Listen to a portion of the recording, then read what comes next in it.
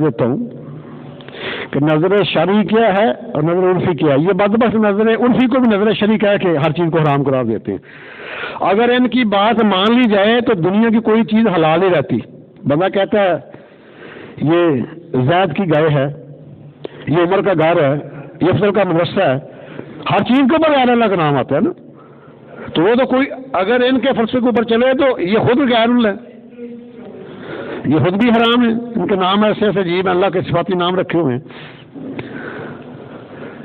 مشکات شریف کی حدیث ہے، نبی علیہ الصلوۃ والسلام نے جب مکہ المکرمہ کو فتح کیا نا تو ایک صحابی نے کیا فداک ابی و امی یا رسول اللہ صلی اللہ تعالی وسلم. میں نے نظر مانی تھی کہ جب میرے حضور بیت اللہ مکہ شریف کو فتح کر لیں گے تو میں بیت المقدس میں جا کر 2 نفل پڑھوں گا.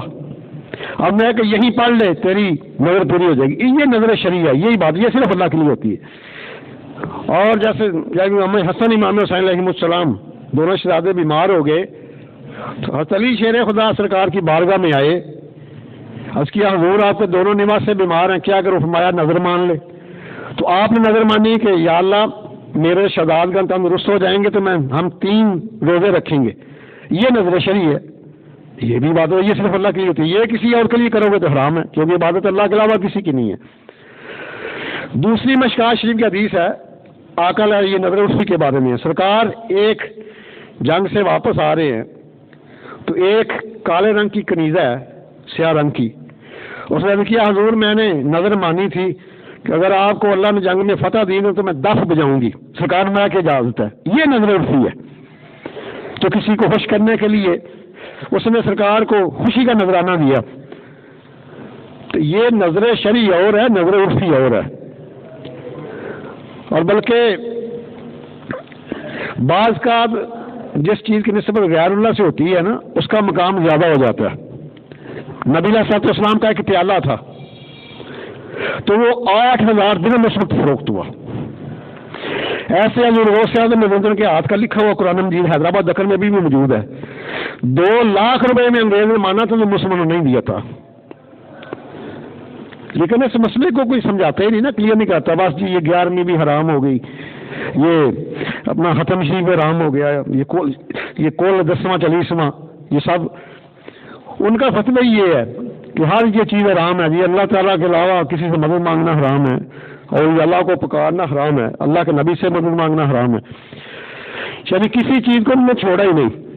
اعلیٰ شاہ عبدالعزیز محسن دہلوی تفسیر عزیزی کی پہلی صفحہ 78 کے اوپر لکھتے ہیں کہ وہ کھانا جس کے اوپر فاتحہ پڑھی جاتی ہے، سورہ اخلاص پڑھی جاتی ہے، درود شریف پڑھا جاتا ہے اور حسنین کریم علیہ السلام کی بارگاہ میں پیش کیا جاتا ہے، وہ کھانا تو تبرک بن جاتا ہے. اور یہ مسنون ہے، یہ حدیث سے ثابت ہے. آئیے میں ابو داؤد شریف کی حدیث پڑھتا ہوں. حدیث نمبر ہے 1681 اور یہ مشکات صفحہ 169 کے اوپر بھی موجود ہے. نبی علیہ السلام کے بڑے ایک لاڈلے صحابی ہیں سیدنا سعد بن عبادہ رضی اللہ تعالیٰ عنہ. ان کی امی جان کا وصال ہو گیا تو چلتے چلتے کریم آقا کی بارگاہ قدسی میں حاضر ہوئے. عرض کیا یا رسول اللہ ان امی سعد قد ماتت فای صدقۃ افضل، کہ آپ کے غلام سعد بن عبادہ کی والدہ کا انتقال ہو گیا ہے، حضور کون سی چیز افضل ہے؟ اور یہ حدیث بخاری شریف میں بھی ہے، مسلم میں بھی ہے، مشکات صفحہ 169 کے اوپر بھی ہے، ابو داؤد کی حدیث نمبر 1681 ہے. 4 کتابوں میں حدیث موجود ہے. عرض کیا یا رسول اللہ کون سا کام افضل ہے؟ قال رسول اللہ صلی اللہ علیہ وسلم الماء، پانی. وحفر بیرا وقال هذه امی سعد، سعد بن عبادہ نے کنواں کھدوایا اور اس کے اوپر کتبہ لگا دیا هذه امی سعد، پانی جو بھی پیے گا اس کا ثواب سعد کی ماں کے کھاتے میں جائے گا. یہ بہت بڑا تماچا ہے بدبختوں کے منہ کے اوپر. مسلم بخاری ابو داؤد مشکات کی 4 کتابوں میں حدیث موجود ہے. اگر سعد کی ماں بھی تو غیر اللہ ہے نا، جیسے یہ تشریح کرتے ہیں غیر اللہ کی، پھر جو پانی حرام ہو گیا اعلیٰ آقا کریم نے خود پیا، صحابہ نے پیا، تابعین پیتے رہے. اب لگاؤ نا ادھر کیا فتویٰ لگا ہوئی ہے، حال ہی امی سعد کا کتبہ لگا ہوا تھا. اس لیے اس کی اجازت صاحب شریعت نے خود دی ہے، بلکہ جس کھانے کے اوپر کچھ پڑا جاتا ہے نا وہ تو برکت ہو جاتا ہے، اور اسی ختم شریف کہا جاتا ہے۔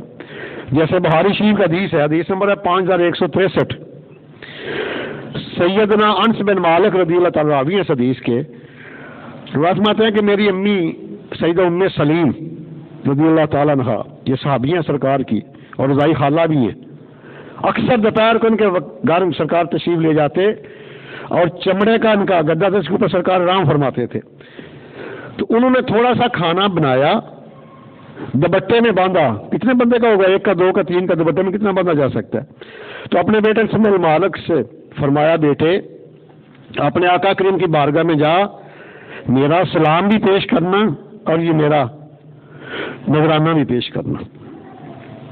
انس بن مالک فرماتے ہیں میں لے کے سرکار کی بارگاہ میں گیا، امی جان کا سلام پیش کیا اور یہ نذرانہ پیش کیا، تو سرکار نے فرمایا کہ اس میں رکھ دو اس کو، اور فلاں فلاں صحابی کو بلا کر لے کر آؤ۔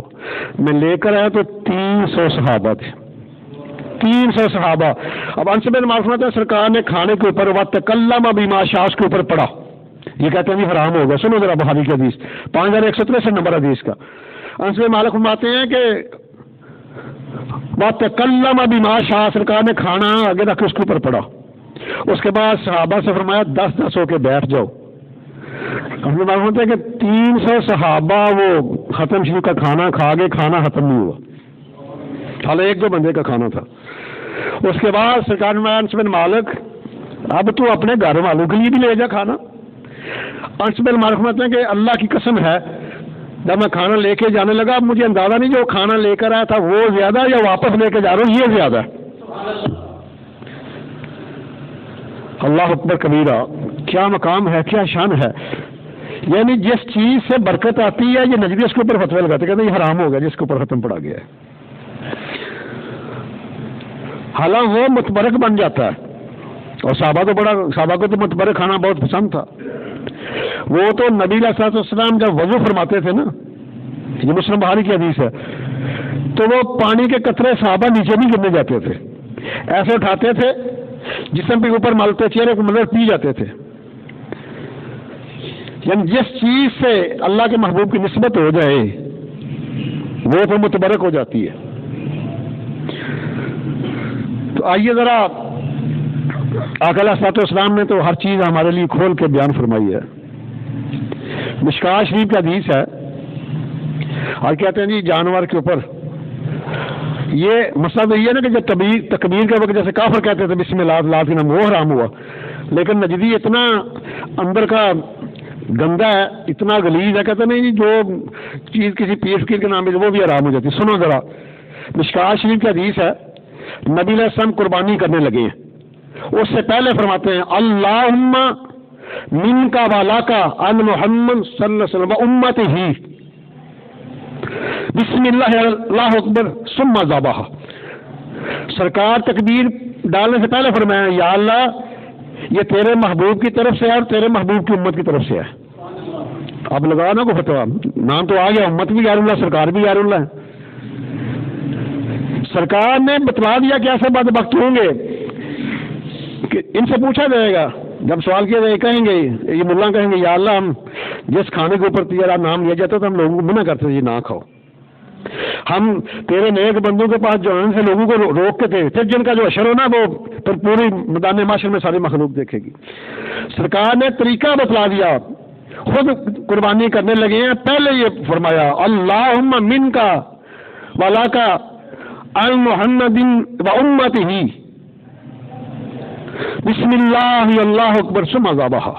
سرکار نے پہلے عرض کیا مولا یہ تیرے محبوب اور تیرے محبوب کی امت کی طرف سے قربانی ہے، اس کے بعد پڑھا بسم اللہ اللہ اکبر، پھر ذبح ثم ذبح، پھر ذبح فرمایا۔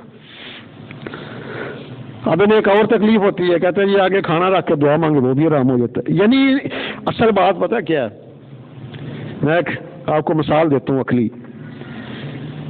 فروخ صاحب جیسے ہنڈیا میں جو نا وہی بار آتا ہے، یہ ہو نہیں سکتا کہ آپ دال پکائیں اور کہیں کہ گوشت باہر آئے، وہ دال ہی باہر آئے گی۔ جن کے سینوں کے اندر عشق و ادب ہے ان کی زبان سے عشق و ادب کی باتیں نکلیں گی، جن بدبختوں کے اندر کفر شرک ہے اور ان کے جب بھی بولیں گے ان کے اندر سے کفر شرک کی باتیں نکلیں گی. ان کا قصور نہیں ہے، ان کے اندر ہی یہ چیزیں ہیں. یہ مسلم شریف کی حدیث ہے، حدیث نمبر 135 ہے. جنگ تبوک کا موقع ہے، نبی علیہ السلام کی قیادت میں سب سے بڑا لشکر یہ تھا. جنگ تبوک کا 30,000 کا لشکر تھا صحابہ کرام کا، جب رومیوں کے ساتھ جنگ لڑنے گئے ہیں. اب 30,000 کا لشکر ہے، راشن